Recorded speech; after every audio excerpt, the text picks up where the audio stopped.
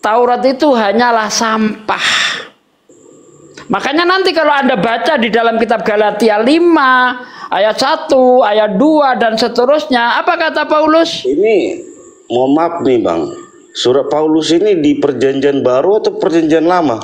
Iya, perjanjian baru lah Bang. Oke, perjanjian Abang baru. Ini jangan tanya kayak gitu sama saya. Itu pertanyaan anak ke sekolah minggu. Anda mau mengajari ikan berenang kalau begitu? Aduh, abang ini. Bentar Bang, santai Bang Bu.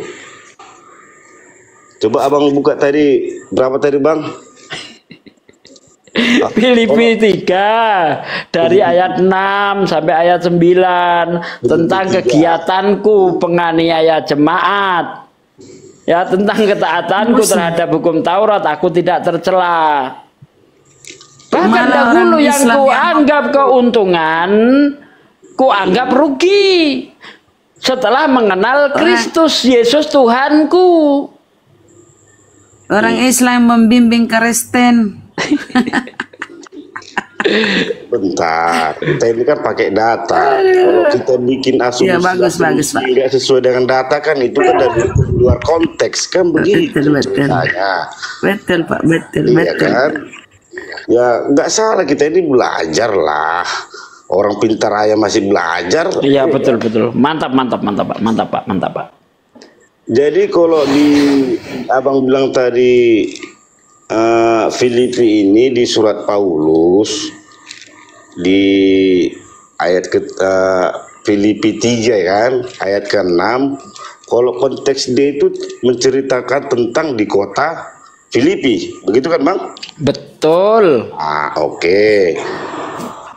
Jadi kalau yang di ayat 6 tadi yang abang bilang tentang kegiatan aku pengenaian jemaat, memang siapa ini Bang?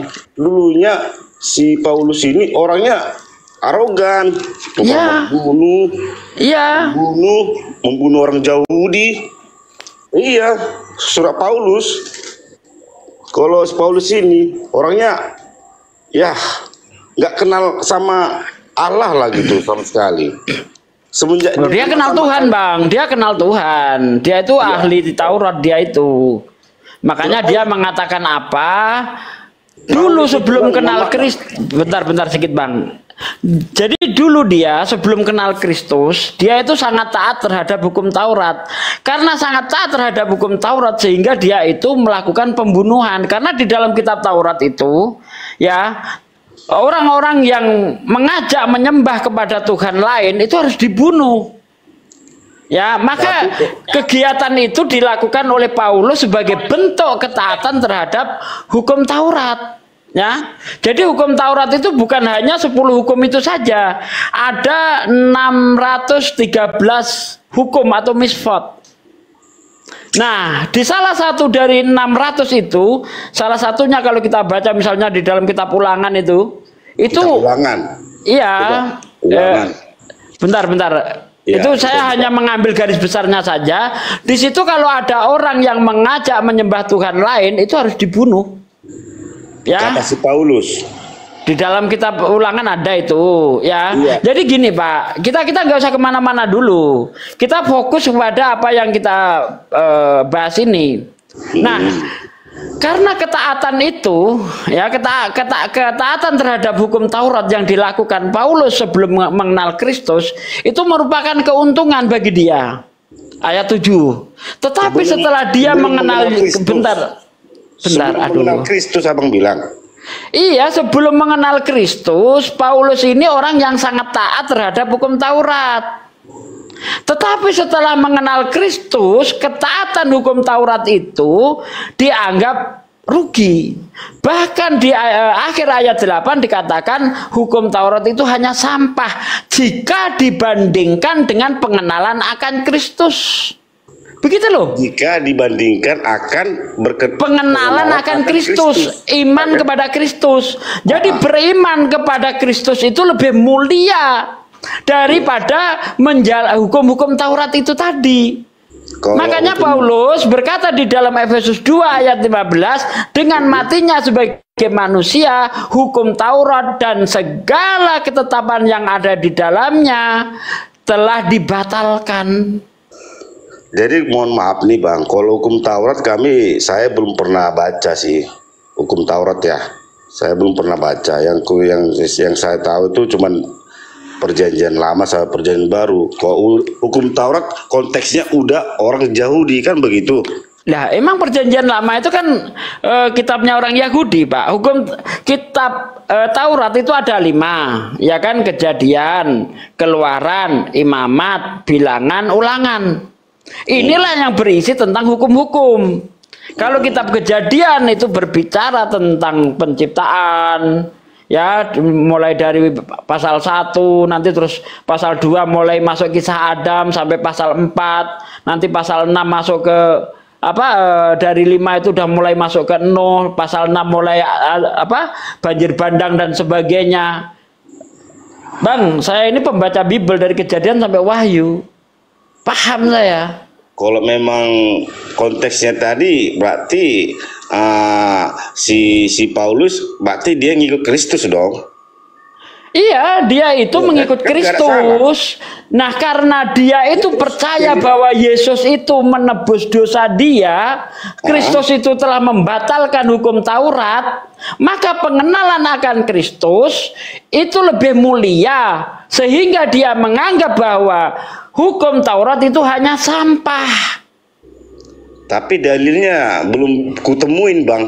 Dalilnya si Paulus ini ngomong gitu belum kutemuin gitu. Nah itu belum. Di ayat 8 itu enggak nyambung kan? Maksudnya bentar. Di ayat 8 itu kan jelas itu. Hukum ketaatan dia terhadap hukum Taurat itu ya dianggap sampah. Hukum Taurat itu sampah. Karena apa? Kalau kita lihat sampai ayat 9, ya kalau kita lihat di dalam kitab Galatia 5 nanti, ya kalau kamu menjalankan hukum Taurat, kamu itu tidak menghargai pengorbanan Yesus. Baca kitab Taurat, kitab Galatia 5 dari ayat 1 sampai ayat 6, bacalah. Galatia, kitab Galatia. Kristus telah memerdekakan kita dari kukuk perhambaan. Coba Anda baca kitab Galatia 5. Baca. Ya, kita buka ya. Galatia. Udah mulai apa sih Bang? Galatia. Ini seharusnya oten-oten ini malu ya.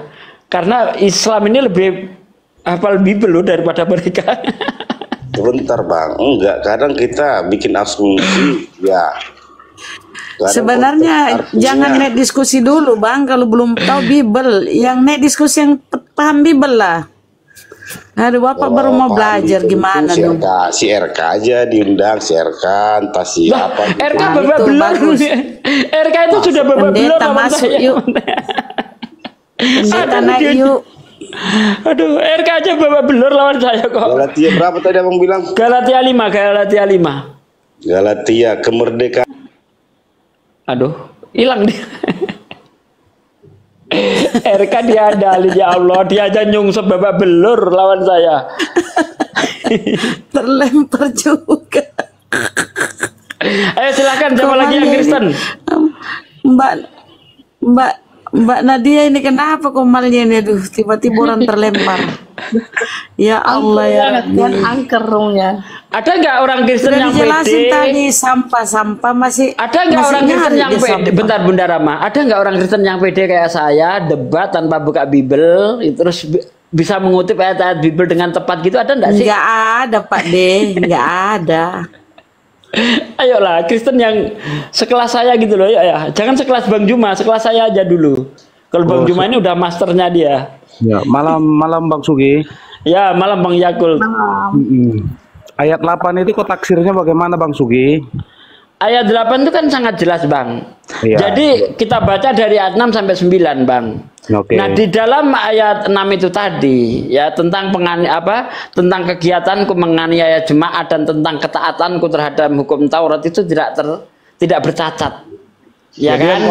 Yang dianggap kerugian itu apa? sesudah mengenal Kristus, begitu pemahamanmu. Betul. Goblok kau. Goblok kau, baca baik-baik, baca dulu, Kau baca baik-baik apa? Oke, baca dulu. Jangan, enggak usah nyerang pribadi, Bang. Kalau kurang ilmu, jangan nyerang pribadi, jangan mengatakan orang goblok. Kalau Anda lebih pinter dari saya, open cam, ayo sini. Open cam tanpa buka Bible, harus bisa mengutip ayat-ayat Bible. Kalau Anda bisa mengalahkan saya ngesot 100 kilo. Ayo, Coba open cam dulu. Anda mengatakan saya goblok. Coba open cam tanpa buka Bible. Ayo. Saya ingin cari lawan seimbang. Itu bahasanya gimana? Ini orang sudah dijelaskan tadi, ya. Di situ di ayat 8 itu dikatakan apa? Bahkan semuanya itu kok anggap rugi. Apa? Setelah dia mengenal Kristus. Baca baik-baik. Baik-baik dulu baca, Sugi. Ya udah. Anda baca, kita dengarkan coba. Anda baca, kita dengarkan. Baca. Kalau saya yang baca nanti kamu nggak percaya. Tadi kita udah baca bareng-bareng sama-sama ya. Sudah kita baca bareng-bareng. Terlempar. Sudah kita baca bareng-bareng tadi. Di ayat 8 itu sangat jelas loh. Ya, dikatakan di situ malahan segala sesuatu yang dulu itu kok anggap keuntungan, setelah mengenal Kristus itu kok anggap rugi. Karena mengenal Kristus itu lebih mulia. Sehingga hukum Taurat dianggap sampah. Baca baik-baik. Jangan kesurupan roh kardus kau. Aduh, mau mengajari ikan berenang pula kau. Selamat malam. Selamat malam, Bang. Iya. Aku mau sambil nge-vape Debat nggak nge-vape, mulutku kecuh. Jadi apa yang Pak Sugi bilang udah pas. Pas ya, Bang? Ya pas. Memang begitu statement dari Paulus seperti itu. Anda Islam Kristen, Bang? Kristen. No, kan malah benerin saya di Kristen. Ya, sejauh ya, ini. Makasih Bang ya. Kita itu membaca itu dengan pikiran jernih. Ya kan? Jangan ada modal kebencian, Bos. Jangan ada anti dulu. Kalau anti dulu ya begini tadi akibatnya. Ngatain orang goblok dan sebagainya. Dia sendiri nggak paham kitabnya. Jelas-jelas Bang, di situ dikatakan, ya. Ini kita baca dari ayat 6 ya, biar enak ya. Tentang kegiatan aku menganiaya jemaat tentang kebenaran dalam mentaati hukum Taurat, aku tidak bercacat. Tetapi apa yang dahulu merupakan keuntungan bagiku, sekarang kuanggap rugi karena Kristus. Malahan segala sesuatu kuanggap rugi karena pengenalan akan Kristus Yesus Tuhanku. Lebih mulia daripada semuanya.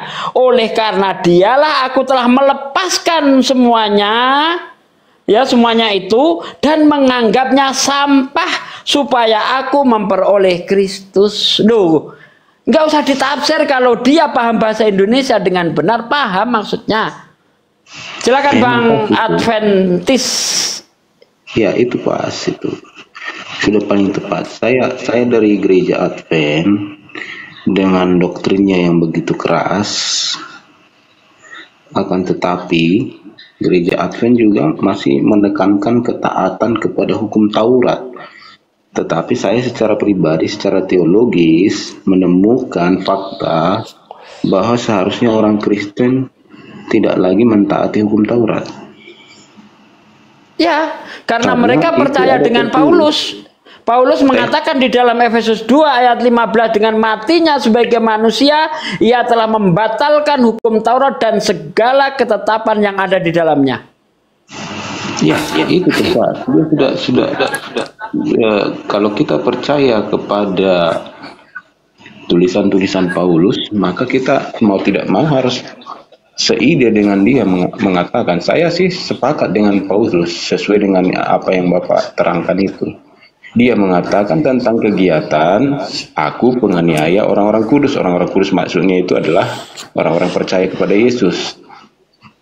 Tentang ketaatan kepada hukum Taurat, aku tidak bercacat. Namun semua itu kuanggap sampah, kuanggap rugi setelah mengenal Yesus, kata dia kan. Betul?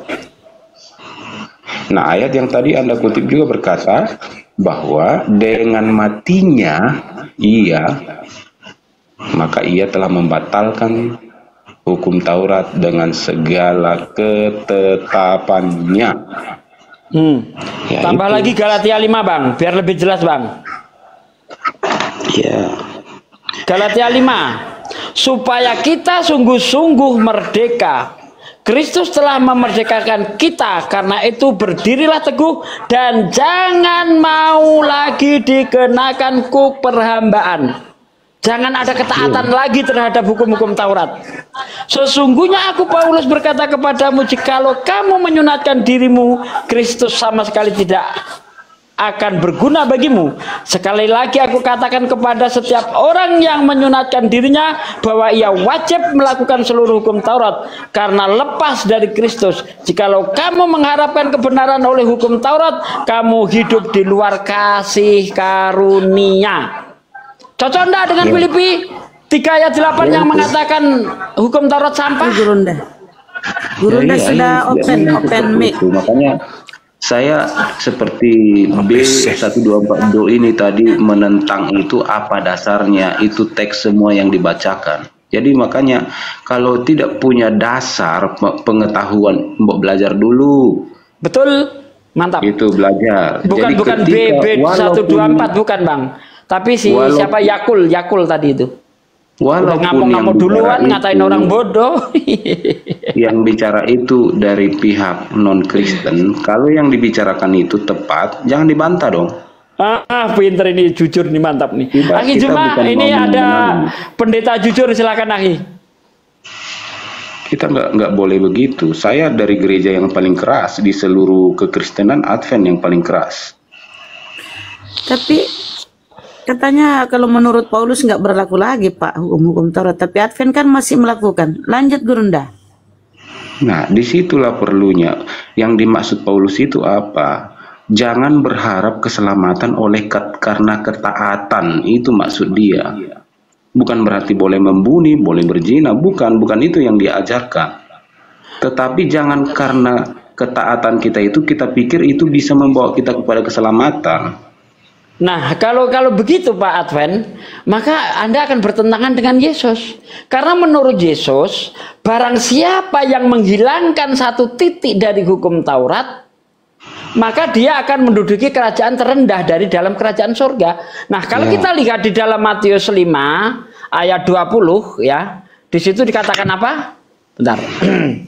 Di situ dikatakan apa? Apabila kehidupan keagamaanmu tidak lebih benar daripada kehidupan keagamaan orang Farisi dan ahli Taurat, kamu tidak akan menduduki kerajaan surga. Nah, kehidupan keagamaan orang Farisi dan ahli Taurat itu seperti apa? Kita baca di dalam Matius 23 ayat 2 dan seterusnya. Pergilah kamu kepada orang-orang Farisi dan ahli Taurat yang telah menduduki kursi Musa. Ya. Ikuti semuanya yang mereka ajarkan, tetapi jangan kamu ikuti yang mereka kerjakan, karena mereka hanya mengajarkan hukum Taurat tetapi mereka tidak menjalankan.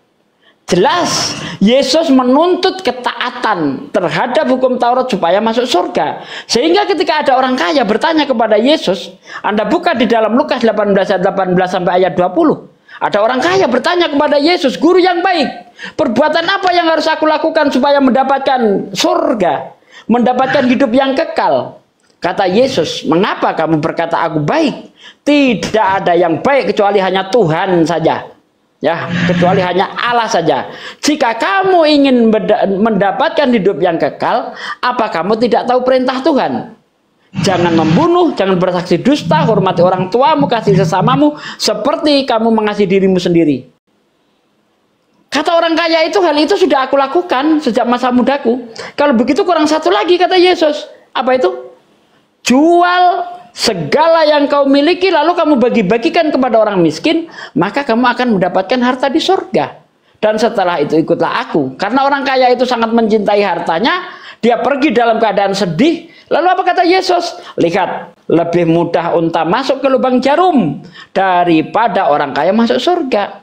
Yesus menuntut ketaatan terhadap hukum Taurat. Kalau Anda lihat di dalam Matius 7 ayat 21, bukan setiap orang yang berseru kepadaku, Tuhan, Tuhan, akan menduduki kerajaan surga, melainkan mereka yang taat terhadap perintah Tuhan. Tuh dia, ketaatan, Pak. Anda salah di sini. Yesus menuntut ketaatan menurut Anda, bukan ketaatan yang membawa manusia ke surga. Yesus mengatakan apa? Ketaatan. Begitu, Pak. Kalau itu dia membacanya seperti yang Bapak Sugi lakukan, emang kesimpulannya akan seperti itu. Ya memang. Iya. Tetapi di dalam teologi Kristen tidak seperti itu cara membacanya.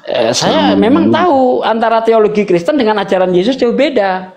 Karena kalau Kristen itu ikut ajaran Paulus. Seperti yang dikatakan Paulus di dalam Roma 10 ayat 9. Jikalau kamu percaya bahwa Yesus itu Tuhan, mati dan bangkit dari antara orang mati, kamu akan diselamatkan.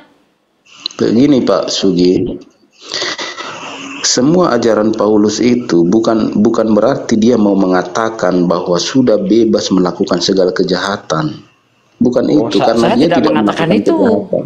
Saya tidak mengatakan itu, Pak. Meskipun saya dulu bicara, meskipun dia katakan hukum Taurat batal, kata batal harus dimaknai apa maksud batal gitu. Jadi bukan berarti dikatakan batal maka sudah bebas berzina, sudah bebas mencuri, bukan begitu. Akan tetapi dia sedang mengajarkan bahwa yang membuat kita menjadi bersih dari dosa, yang membuat kita menjadi berperi kelakuan yang baik, yang benar di hadapan Yang Maha Kuasa, bukan lagi usaha kita sendiri, tetapi oleh kuasa dari Tuhan. Dia yang mengubahkan kita menjadi sesuai dengan yang Dia inginkan. Itu yang Dia ajarkan. Pencuri diubah menjadi tidak mencuri lagi oleh itu yang kalian sebut hidayah. Itu kalau kami menyebut kuasa Roh Kudus. Kalian sebut itu hidayah. Kalau seseorang sudah memperoleh hidayah, dia berubah.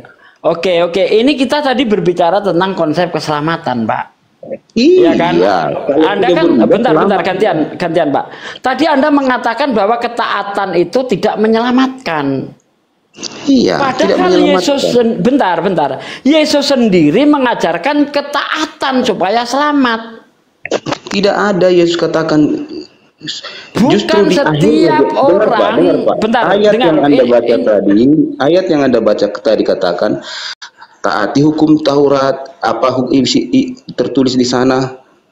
Lalu pemuda itu jawab, kemudian apa kamu sudah lakukan semuanya? Sudah. Kalau begitu juallah hartamu.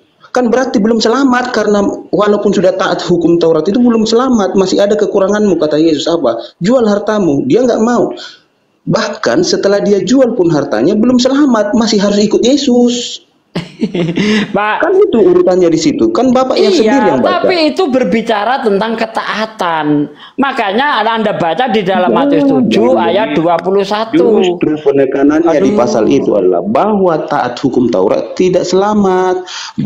Bahkan berarti dia jual Yesus pun hartanya semua begitu. Tidak selamat. Karena kata Yesus, Pak, dengar. Dikata Yesus di dalam Matius 5 ayat 19, barang siapa yang menjalankan hukum Taurat kemudian mengajarkan kepada orang lain, dia akan menduduki tempat tertinggi di dalam kerajaan surga. Ketaatan. Ayat 18 yang dikatakan apa? Barang siapa menghilangkan satu titik saja dari hukum Taurat kemudian mengajarkan kepada orang lain, dia tempatnya neraka. Matius 7 ayat 21 dikatakan, bukan setiap orang yang berseru kepadaku Tuhan, Tuhan akan menduduki kerajaan surga, melainkan mereka yang taat terhadap perintah Tuhan. Kan jelas itu. Gimana sih? Kok Anda membuat ngarang-ngarang sendiri? Coba tunjukkan kepada saya ajaran Yesus yang mana yang mengatakan tidak perlu taat terhadap hukum Taurat dijamin selamat. Ajaran mana? Ayo. Tuh, buka ayat, buka ayat, jangan asumsi. Tidak ada. Tidak ada. Berarti yang berlaku ketaatan terhadap hukum Taurat. Iya, siap. Kalau Anda mampu melakukan hukum Taurat dengan sempurna, Anda selamat. Nah, mampu nggak? Itu mampu yang nggak? dituntut Yesus.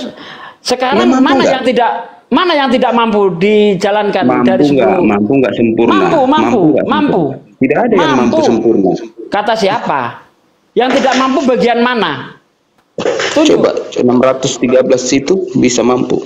Faktanya orang Israel mampu menjalankan itu semua. Enggak mampu. Yesus sudah bilang mereka itu munafik. Apa yang dilanggar oleh mereka sehingga Anda mengatakan mereka tidak munafik. mampu? Nabimu juga bilang mereka munafik kok. Jangan kau lawan itu nabimu. Tidak semuanya Pak. Pengikut Islam. Dia bilang mereka kafir, gimana tuh? Kafirnya mereka, ya silakan Ahi. Maaf Ahi, ini Advent ini sadarkah kalau Yesus itu datang untuk Bani Israel? Makanya saya ingin bertanya kepada pendeta Advent, ya, silakan. Bung, hukum Taurat itu untuk siapa, Bung? Hukum Taurat itu untuk Bani Israel. Lalu hubungannya dengan kalian apa? Tidak ada. Ya udah, berarti Yesus tidak ada hubungannya dengan kalian kan? Kenapa tidak? Yesus datang untuk menggenapi apa? Hukum Taurat. Berarti Yesus datang untuk siapa? Untuk manusia. Kenapa bisa kayak gini otaknya? Yesus datang untuk menggenapi apa? Menggenapi hukum Taurat. Taurat untuk siapa? Untuk Bani Israel. Lalu apa hubungannya dengan Kristen? Apa hubungannya dengan Anda? Apa hubungannya dengan Anda? Nah, Yesus datang untuk menggenapi hukum Taurat. Yesus datang untuk menggenapi hukum Yahudi. Lalu Anda siapa? Ya, Anda siapa? Selama hukum Taurat masih berlaku, tidak ada keselamatan bagi bangsa lain. Ya, Anda siapa? Yang saya tanya, Anda siapa? Ngapain ke Anda mengobok-obok hukum Taurat? Anda siapa? Pertanyaan saya itu jelas loh. Yesus Anda siapa? Anda siapa? Yesus datang menggenapi hukum Taurat, hukum Bani Israel. Lalu Anda siapa? Anda Bani Israel juga? Pertanyaanmu salah, Guna. Bukan pertanyaan saya salah. Anda yang tidak bisa menjawab apa. Ya. Saya kan tanya, hukum Taurat itu untuk siapa? Untuk Bani Israel. Yesus datang menggenapi apa? Menggenapi hukum Taurat. Berarti Yesus datang untuk siapa? Kamu ngerti nggak arti menggenapi? Jangan kau tanya saya arti menggenapi. Kau yang harus saya yang harus ngajarin ente. Oke? Nah, sekarang saya tanya, jangan kemana-mana dulu. Jangan nangis. Oke? Yang saya tanya, Yesus datang untuk siapa? Bani Israel. Bani Israel. Ente Bani apa? Bani Batak. Ada nggak dalilnya Yesus datang untuk Bani Batak? Ada. Mana? Tunjukkan ke saya. Mana? Pergilah, beritakanlah Injil kepada bukan, tidak ada hubungannya. Tidak ada hubungannya itu. Hei, yang saya tanya, pengakuan Yesus datang untuk Bani Batak itu mana? Mana? Hei, saya jawab. Dodol, pendeta koplak. Kejar perpuluhan ilmu ndak ada. Dah, kau ke neraka aja. Ya, silakan. Gini. Sekarang enggak jadikanlah seluruh bangsa menjadi muridku. Ya, jadikan sebagai murid bukan sebagai hamba. Murid. Kalau murid, dengar. Kalau dijadikan sebagai murid, Yohanes 10 nomor 27, aku mengenal muridku, mereka mendengarkan aku dan mengikuti aku. Itu murid. Ya. Nah, sekarang Anda makan babi ikuti siapa? Yesus mengatakan apa yang saya tanya Anda makan babi ikut siapa? Apa yang keluar dari hatimu itulah yang membuatmu menjadi tidak ada hubungannya Matius 15 dengan babi. Dengan benar, Bung, jangan kau bawa itu, nggak ada hubungannya, nggak ada hubungannya dengan penghalalan babi itu, nggak ada bahas babi di situ. Sekarang ketika Yesus datang untuk Bani Israel, Kristen itu bukan pengikut Yesus. Kristen itu pengikut Paulus. Masih ada sebagian. Yohanes 10 nomor 16. Domba yang dimaksud Yesus itu Bani Israel di luar aule, di luar halaman Yerusalem. Juma botol. Kau jangan ngarang bebas kau. Dengarkan saya. Jangan emosi. Santai aja. Kamu sedang belajar di pakar Bible. Santai aja. Kamu lagi bertanya di pakar Bible. Kalian itu hanya jemaat-jemaat bahlul yang dibodoh-bodohi sama gereja pendeta. Pendetamu aja tadi tuh stupid. Ada pendeta kayak gitu modelnya ditanya, hukum Taurat untuk siapa? Untuk Bani Israel. Yesus datang menggenapi apa? Menggenapi hukum Taurat. Berarti Yesus untuk siapa? Untuk Batak, antara dia. Dodol. Ini cuman bodoh-bodohi jemaat ya, kayak gitu kerjanya. Pendeta itu hanya kerjanya nipu jemaat, tagih perpuluhan, ilmu tak ada. Ditanya tentang Bible, nihil. Hukum Taurat itu untuk siapa? Untuk Bani Israel. Yesus datang menggenapi apa? Menggenapi hukum Taurat. Berarti Yesus datang untuk siapa? Untuk semua manusia. Kan bahlul. Tolol. Berhentilah wahai pendeta-pendeta untuk membodoh-bodohi jemaatmu. Nah ini akibatnya, kok bodohi jemaat, hasilnya kayak gini. Emang Bang Juma udah benar? Loh, apa bantah coba? Kalau saya nggak benar bantah, apa yang salah yang saya ucapkan? Emang Bang Juma udah benar imannya? Iya, iya dong, benar dong, benar dong. Gini. Benar. Iya, Benar dong. Imannya Bang nggak kayak abang ngomongnya. Kenapa rupanya? Yesus mengatakan yang ngaku-ngaku pengikutnya sebagai anjing. Bagus Anda katakan Anda anjing. Benar nggak abang? Benar, apa yang salah? Yesus datang, Dari Matius 15 nomor 24. Aku diutus hanya kepada domba yang sesat dari umat Israel. Mana tunjukkan dalilnya? Aku datang untuk seluruh umat manusia. Mana dalilnya? Nggak usah. Nggak usah. Manusia itu dilihat dari Nggak usah. Nggak usah gitu. Jadi mau curhat di sini. Ini bukan berbicara mengenai attitude, ini bukan berbicara mengenai akhlak, ini bukan berbicara mengenai norma, ini bukan berbicara mengenai tata krama. Ini sedang kita adu data, ya, tentang ajaran Yesus. Oke? Jadi nggak perlu Anda menilai attitude di sini, nggak perlu. Nggak perlu Anda menilai cara saya salah, nggak perlu. Apapun itu, Yesus datang mengaku hanya untuk domba Bani Israel saja. Nah, ente siapa? Domba dari mana? Anda Kristen, Bani Batak ini domba dari mana kalian ini? Kenapa? Ada yang salah rupanya. Yesus mengatakan, aku diutus hanya kepada domba yang hilang dari umat Israel. Ente domba dari mana? Ente domba dari mana? Berarti si Yesus cuman Anda tahu nggak? Ayo, Anda domba dari mana, saudaraku? Anda domba dari mana? Si Yesus katanya, si Yesus. Yes. Bukan saya, jangan dimati-matiin. Anda udah Ya, benar tapi nggak bicara cuma? pakai data, Bung. Anda domba dari mana? Yang disebut domba Yeremia 50 nomor 17. Yang disebut domba itu Bani Yakub, Bung. Sebelum Anda kita menggunakan data, kita harus sadar dulu akhlak kita udah benar belum. Loh, kalau berbicara mengenai akhlak, agamamu itu mana ada akhlak? Bu, jangan bilang. Apapun agama saya, apapun hal kita. Apa akhlak di Kristen apa? Coba tunjukkan satu aja. Akhlak di Kristen satu aja. Nggak usah.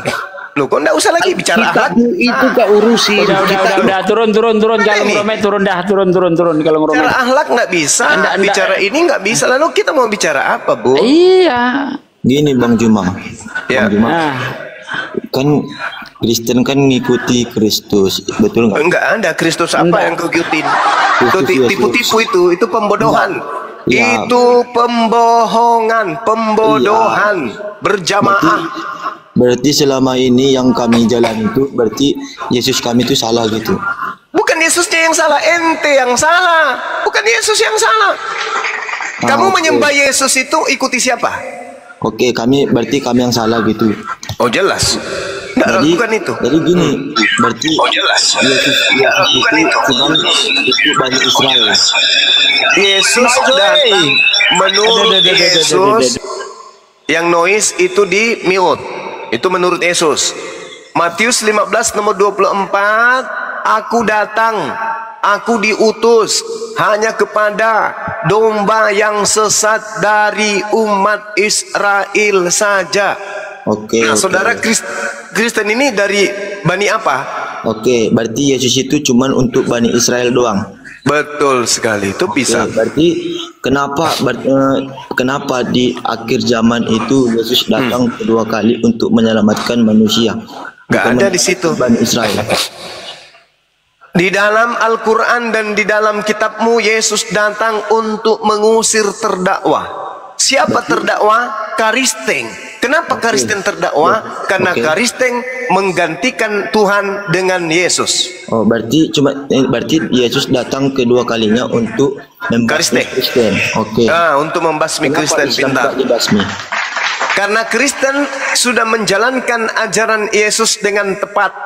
Yohanes 17 nomor 3, hidup kekal itu adalah mereka mengenal Engkau satu-satunya Tuhan yang benar dan mengenal Yesus yang Engkau utus. La ilaha illallah, Yesus Rasulullah. Selesai. Oke, tapi kenapa Islam, baru Buddha, Konghucu itu tidak dibasmi? Kenapa harus Kristen?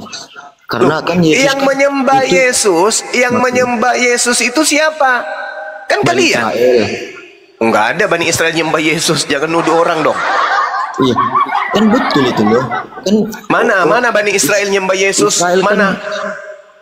Kan, kenapa rupanya Israel ngikut Yesus?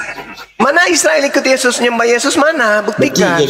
Berarti Yesus yang ngikut Israel gitu. Bukan, Kristen itu agama baru buatan Barat, yang kemudian diresmikan abad keempat. Iya, tapi kan intinya dari situ kan berarti Yesus cuman untuk Bani Israel kan iya Bung, iya. Matius 10 nomor 5 nomor 6, Yesus berpesan kepada murid-muridnya yang asli agar jangan ke bangsa lain, melainkan datang kepada domba yang sesat dari umat Israel saja. Berarti dari luar dari bangsa Israel maupun Islam, mau Yahudi mau Kristen, berarti itu harus dimusnahkan dong. Tuh, yang dimusnahkan itu yang memanggil Yesus Tuhan. Matius 7 nomor 21 sampai nomor 23. Oke. Siapa yang memanggil Yesus Tuhan? Agama apa yang memanggil Yesus Tuhan? Kristen sih. Nah, itulah yang dimusnahkan nanti.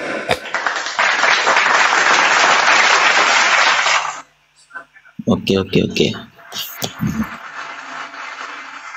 Tapi kenapa coba ini aku nggak mau apa ya, di agama seberang atau agama Satanik. Kenapa Yesus itu di ajaran orang itu Tuhan? Iya, karena mereka ajaran setan. Bukan. Karena orang itu kan ajaran setan. Orang itu kan membangkang aturan Tuhan. Iya. Mereka percaya Tuhan. Setan yang mengajarkan menyembah selain kepada Tuhan. Setan itu. Tapi kenapa mereka menyerang Yesus? Yesus yang mana yang diserangnya? Ya Yesus Kristus lah. Loh, tadi katanya Anda mengatakan Yesus dituhankan sama mereka. Bukan. Mereka di dalam kitab orang itu, ya, mereka percaya Yesus itu adalah Tuhan, juru selamat dunia. Ya, berarti setan dong yang ngajarin itu. Enggak, kemana ya dibilangkannya? Tapi orang intinya yang mengajarkan Yesus itu Tuhan itu ajaran setan. Karena Tuhan menurut Yesus hanya satu, yaitu yang mengutus Yesus. Yohanes 17 nomor 3. Terus kenapa orang itu membangkang si Yesusnya? Membangkang maksudnya kayak mana? Ya, membantah perintahnya. Perintah yang mana yang Yesus mereka tidak lakukan? Contoh. Jangan membunuh. Ya, jangan membunuh. Oke, tapi di agama orang itu membunuh itu diwajibkan. Lah, justru ketika ada perintah Yesus Matius 19 ditanya, "Guru, apa yang harus aku lakukan supaya aku bisa masuk ke dalam surga?" Yesus mengatakan jangan membunuh. Oke, jangan membunuh. Nah, berarti Yesus boleh dibunuh atau tidak? Mana bisa dibunuh Yesus? Ya kalau sebagai manusia. Berarti nggak boleh. Berarti membunuh Yesus adalah dosa, betul? Sebagai manusia dia bisa dibunuh. Iya. Kan betul. Bukan itu maksudku. Yesus itu boleh dibunuh menurut Yesus atau tidak? Ini dibunuh secara apa gitu? Loh, kok boleh dibunuh secara apa? Emang Yesus itu apa lagi? Yesus itu manusia. Iya, tahu. Yesus itu manusia. Itu makanya bisa dibunuh. Oleh karena itu dia bukan Tuhan, karena dia bisa dibunuh. Oke, tapi kenapa orang itu menyerang Yesus? Lah, karena mereka kerasukan setan. Yohanes 6 nomor 70. Bukan agama Satanik lu, Bang. Agama satanik menyerang Yesus. Iya. Menyerang gimana? Di ajaran orang itu mereka percaya Tuhan, tapi mereka tidak melakukan pekerjaan Tuhan. Pantai Mija. Betul. Mereka gimana dibilang ya? Yesus itu tahu, ya mereka itu tahu Yesus itu adalah juru selamat dunia. Makanya mereka itu datang sebagai membuat agama atau dari Yesus juru selamat dunia. Iya. Ini yang ngajarin siapa? Dari agama satanik. Pantai Mija. Yesus itu juru selamat bagi Bani Israel. Kisah para Rasul 13 nomor 23. Yesus juru selamat hanya untuk Bani Israel, bukan untuk dunia. Tapi kenapa si agama satanik mengaku Yesus itu juru selamat dunia? Makanya mereka menyerang domba-domba yang mengikut Yesus. Coba tanya pengikutnya agama setan itu, coba Anda tanya, kenapa bisa begitu mereka? Mereka tidak punya Tuhan. Mereka tidak punya Tuhan. Tanya ya wajarlah dia begitu karena mereka tidak punya Tuhan. Anda sudah jawab. Mereka diri sendiri. Mereka wajar. Mereka tidak punya kepala berarti. Wajar dia begitu. Mereka percaya adanya Tuhan. Kita tahu kita punya Tuhan masing-masing, tapi mereka tidak mengikuti aturan. Mereka membangkang. Sama seperti Barjarot, Lucifer, si Satan, atau itulah yang kalian sembah itu, yang kalian sembah di gereja itu Lucifer. Di kitab Bang Juma juga kan Isa itu juru selamat Bang Juma. Ngapa ya Bang bohong-bohong? Juru selamat untuk Bani Israel. Bani Israel. Ini Rasulullahi ilaikum. Tapi jangan bohong-bohongi orang lah. Kita urus diri kita sendiri. Anda yang bohong. Di dalam Al-Quran Nabi Isa itu juru selamat bagi Bani Israel. Enggak usah. Kenapa jadi curhat semua ini? Si Juma ini orang Kristen aslinya. Abang nggak usah bohong-bohong. Iya, kita urus kita sendiri-sendiri aja Bang. Nah, justru kami menjelaskan tentang Kristen itu, kami sedang membahas dan mengurus kitab kami. Fawailul lilladzina yaktubuna alkitaba biaydihim thumma yaquluna hadza min indillah. Laqad kafara alladzina qalu, dan seterusnya. Itu kami sedang membahas. Ketika kami membahas Kristen, membahas Yesus, membahas Bible, itu kami sedang membahas uraian isi Al-Quran. Pahami itu? Kemarin saudari kita ini Nadia Situmorang malap kita ini diganggu oleh mereka. Sekarang ketika kita bahas mereka meraung-raung kepanasan. Meraung-raung kalian kan setelah kita datangkan. Kemarin kau ganggu mualaf kami, kau maki-maki dia, kau hujat dia. Sekarang kami datang meraung-raung kalian, mampus.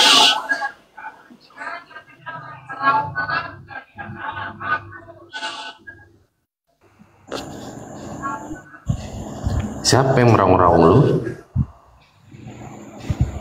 Jangan bahas-bahas ini, bahas kitab sendiri lah. Kemarin kenapa mualaf ini Nadia Situmorang itu nggak pernah bahas nyentuh agama, dihujat sama kawan-kawan kalian karena mengadu kepada kami datang. Sekarang kalian meraung-raung kalian. Sugi, apa yang selalu bahas agama itu si Juma itu, dia mau masuk Kristen. Tanya sama Nadia Situmorang, pernah bahas agama enggak sebelumnya Mbak Nadia? Baru Nadia pernah bahas agama? Baru Nadia enggak pernah. Saya dulu sebelumnya saya ada hampir setahun saya nggak pernah bahas agama selain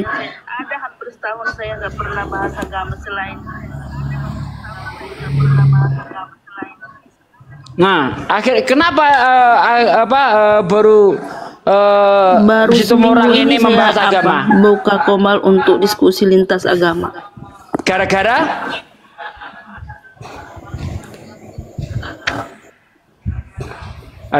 gara-gara apa?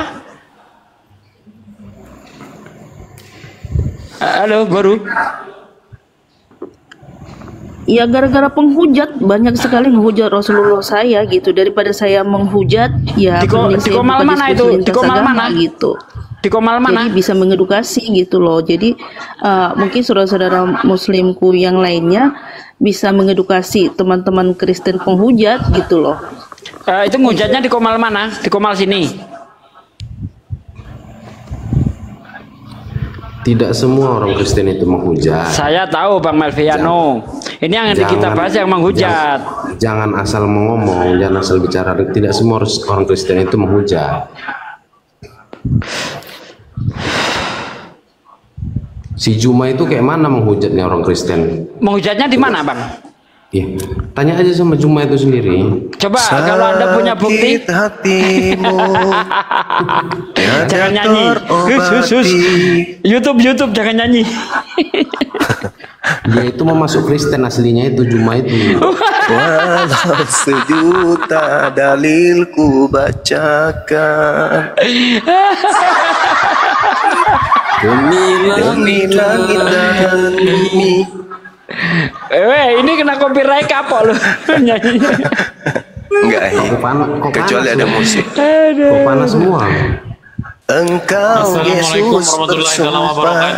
Waalaikumsalam warahmatullahi wabarakatuh. Melviano, kalau mau berdiskusi naik, kalau memang nggak mau berdiskusi silakan turun. Panas ya? Panas. Bukannya kawanmu yang meraung-raung dari tadi. Panasan.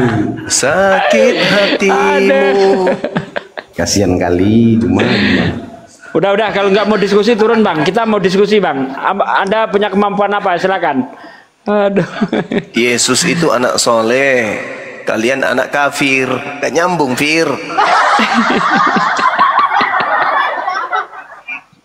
Ibrani 5 nomor 7. Yesus anak yang soleh. Kalian anak yang kafir. Gak nyambung kafir.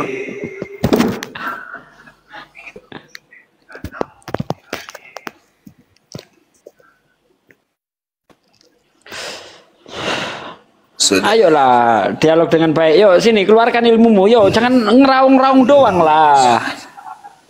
Kemarin kau ganggu-ganggu mualaf kami. Sekarang kita datang pada meraung-raung. Jangan bahasa kayak kami. Bahasa Islam. Patakmu sih set. Bang Tugi. Apa tuh? Apa?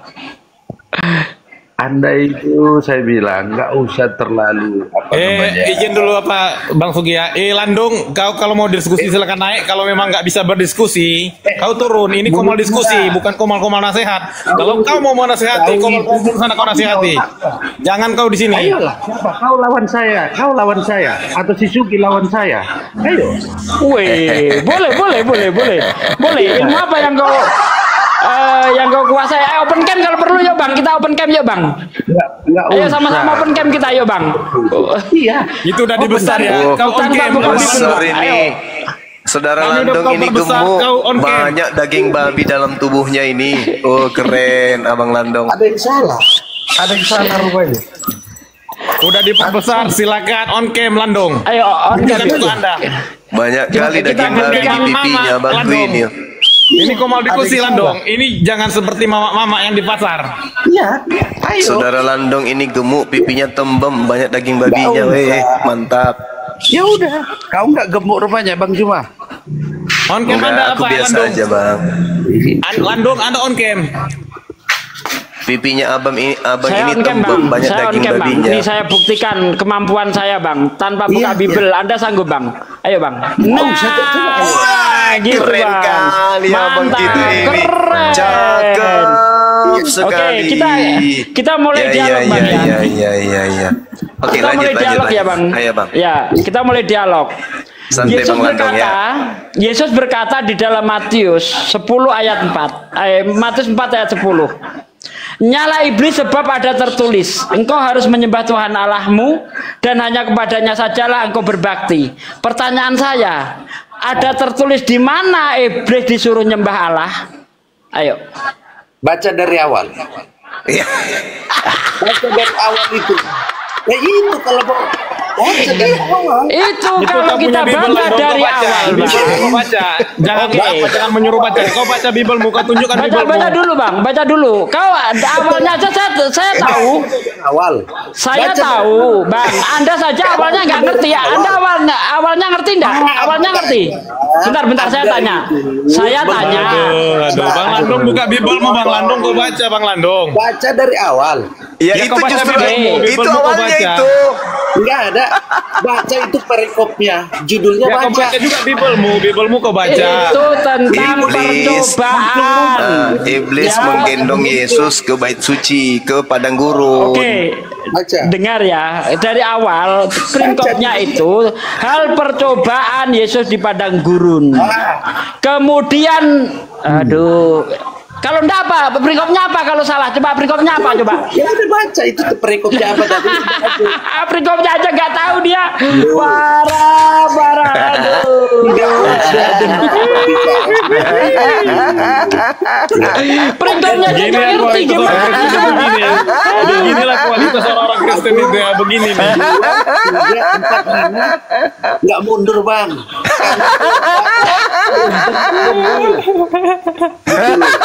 Aduh, kayak gini mau ngelawan saya. Anda tanya peringkop sama saya jawab.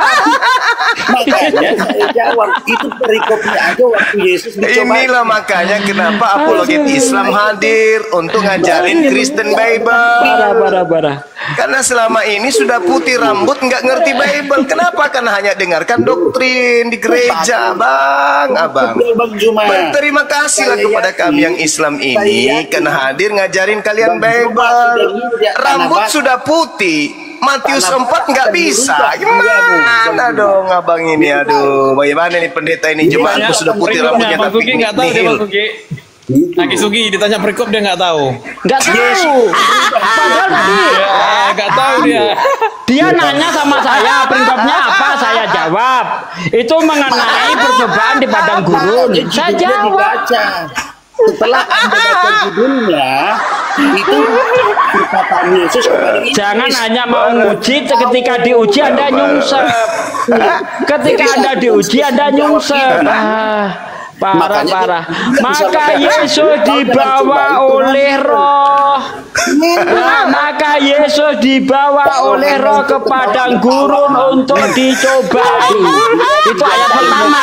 Kejeng dia. Jadi malu saya punya saudara gini. Gunanya. Malu saya punya saudara kayak gini. Nggak ada pengetahuan tentang Bible. Nggak ngerti apa-apa, heran aku. Kok nggak ngerti apa-apa ya? Kristen kok nggak ngerti apa-apa tentang Bible ya? Kalian merasa lebih tinggi pengetahuan. Modal ini, modal iman. Imani doang. Modal iman. Aduh, saudara Landong.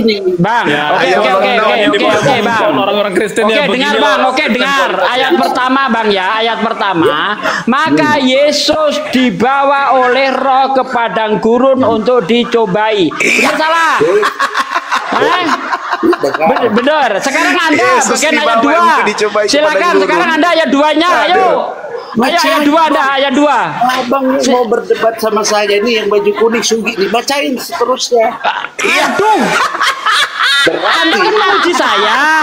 Saya sudah saya tunjukkan kemampuan saya, ya kan? Sekarang Bahaya ini, gantian Komal. kita bergantian Bang, sambung ayat. Bikin banyak saya ayat tertawa pertama, kita. sekarang Anda ayat kedua, silakan ayat kedua. Kemampuan Anda hafal enggak? Anda hafal enggak? Seterusnya Anda hafal Iya, enggak? baca seterusnya. Baca satu perikop. Parah. Baca seterusnya. Bang Juma, abang begitu besar katanya, tapi akhlak abang tidak ada. Artinya, kalau orang Batak bilang, Coba di ayat 2 Bang dibaca apa Bang? Bang, di ayat 2 dibaca apa Bang? Ini bukan membahas tentang akhlak ini. Abang Bang, saya ini sudah di ayat ganteng. 2 dibaca, Bang. Di Rambutnya ayat 2 sudah dibaca, Bang. pirang, tapi Nggak tidak sadar paham dia di-mute, Bible. nggak sadar dia Ya itu di-mute. yang bikin saya ngakak Oke, gitu loh. kalau Anda nggak mau baca, Bang, bentar. Nanti Anda ayat 3 ya. Nanti Anda ayat 3 ya. Nanti Anda ayat 3 ya. Sekarang saya ayat 2. Bentar lagi. Sekarang saya ayat 2. Ya, nanti ayat Anda 3 ya. Mau nggak? Hah? Dan Iya, setelah iya. Yesus Iya. berpuasa 40 hari 40 malam, maka Yesus merasa lapar. Ayo lanjut ayatnya, ayo. Ayo, ayatnya disambung. Tuhan lapar. Bang, buka minutnya Bang. Dia lapar gimana nih? Dapat mainan kita. Dapat mainan. Aduh, parah ini. Saudara Landong, kalau cuman semangat Kristen aja Anda punya, jangan naik di komal debat, Bang. Mending abang beli anak-anak babi, Anda jadi Lanjut peternak ayat babi, 3. gitu. Ini sambung aja nih. Nggak sanggup dia. Jadi peternak babi aja, Bang. Nanti kalau ada hasilnya jual, kasih ke pendeta perpuluhan. Nah, pendeta berhasil telah membodohimu. Ayat 3-nya, maka datanglah sang pencoba itu dan berkata, jikalau engkau anak Allah, jatuhkanlah dirimu, sebab ada nggak ada pendeta yang ngomong kayak gitu apa enggak sih? Nggak ada, Bang, nggak ada. Bang Sugi, Aki Mau Sugi, udah puas ngetes. Aki Sugi ketawa Aki Sugi ya. Ada lawak-lawak kita Aki Sugi. Aduh, bener-bener. Ayat 4-nya apa jawabnya? Jawab Yesus, ada tertulis manusia hidup bukan dari roti saja, tapi juga dari firman yang keluar dari Allah. Bukan begitu? Kamu Saya ngetes waktu saya. SMA pernah juara 1 lomba tertawa se-SMA. Jadi hati-hati, jangan buat saya tertawa ya. Saya bisa tertawa sampai 100 macam cara model tertawa. Jadi jangan bikin lucu-lucuan. Kita diskusi agama jangan bikin lucu.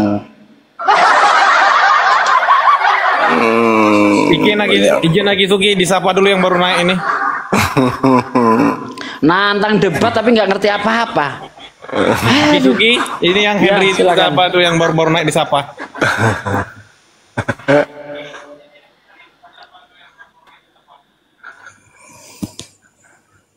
Selamat malam Henry. Malam Bang, Islam apa Kristen? saya Kristen Bang. Oke, bisa buka kamera Bang? Bang Henry, izin bisa buka kamera? Lagi mau tidur Bang. Apa tuh Bang? Lagi tidur Bang. Oh, kalau mau tidur tidur aja dulu Bang ya, biar apa dulu Bang ya. Kalau mau diskusi, oh, silakan on kamera kayak tadi Bang. Makanya kemarin ketika ada orang Kristen di pendeta ya, diajak debat dia minta 200 juta. Kalau saya oke, 200 juta kita bayar, tapi syaratnya nggak boleh bawa apa-apa. Nggak boleh bawa laptop, nggak boleh bawa Bible, nggak boleh bawa HP. Kosongan. Kalau tidak bisa, ya tidak banyak hafal Bible, kembali 100 juta. Kalau kamu bisa 200 juta kita bayar. Oh, kalau saya gitu kan. Mampus. Nggak pakai banci ya Pak Aki Sugi. Aki Sugi ditanya kalau dia nggak pakai jawab, mulutnya ditokok pakai banci. Seharusnya Kristen-Kristen ini malu. Orang Islam itu lebih banyak hafal Bible daripada mereka. Aduh. Pusing.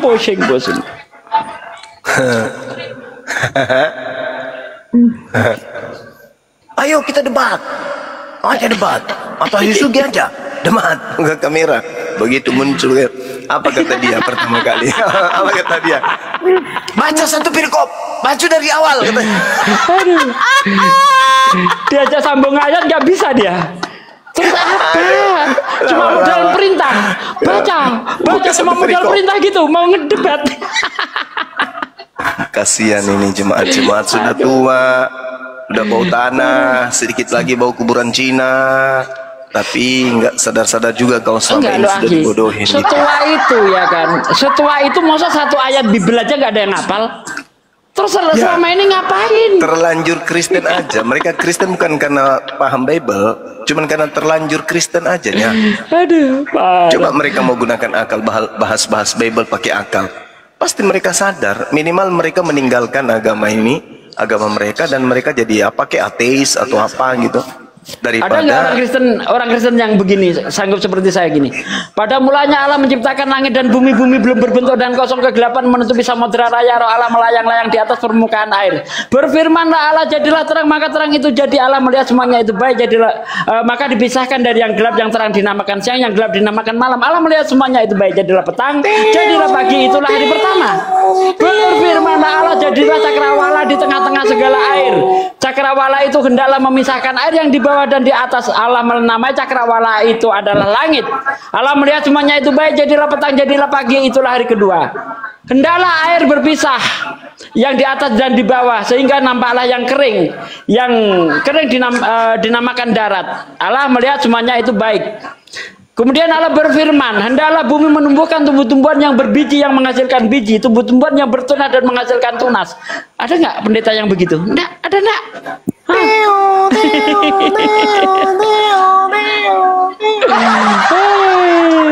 Henry monitor Henry. Kalau nggak diturunkan Henry.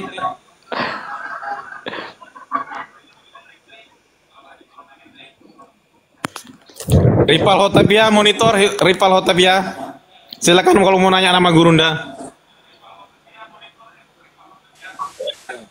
Ya, selamat malam. Selamat malam. Ya, selamat malam. Oke, silakan berdiskusi sama guru kami. Aku ini masyarakat. Aku cuma nanya,